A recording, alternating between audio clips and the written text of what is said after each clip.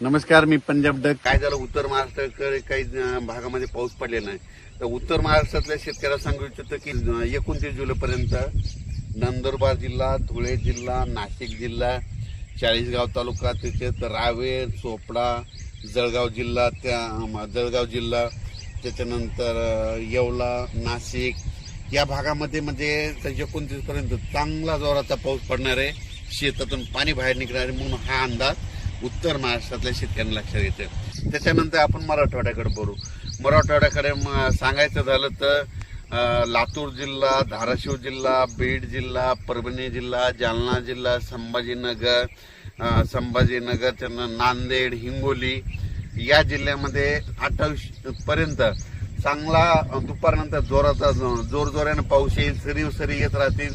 जोरानं पाऊस येईल, पुन्हा मग कमी होईल, पुन्हा रिमझिम येईल.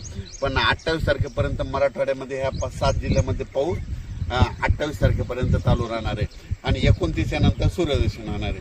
त्याच्यानंतर काय करू, पूर्व विदर्भाकडे. पूर्व विदर्भामध्ये वर्धा, नागपूर, भंडारा, अमरावती, अकोला, बुलढाणा, त्याच्यानंतर वाशिम, यवतमाळ या भागामध्ये 29 1-2 तारखेपर्यंत ह्या पट्ट्यामध्ये पूर्व विदर्भामध्ये ह्या भागामध्ये पाऊस असणार आहे म्हणून हा अंदाज लक्षात येतं.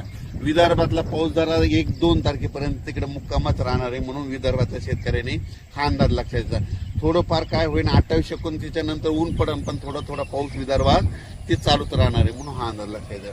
त्याच्यानंतर काय सांगायचं झालं तर पूर्व विदर्भ, पश्चिम विदर्भ, दक्षिण महाराष्ट्र, उत्तर महाराष्ट्र, कोकणपट्टी, खानदेश सगळीकडे आज म्हणजे असा रिमझिम पाऊस सुरू राहील. कुठं जोरात येईल, पुन्हा कमी होईल, पुन्हा जास्त होईल, पण हा पाऊस पडतच राहणार आहे.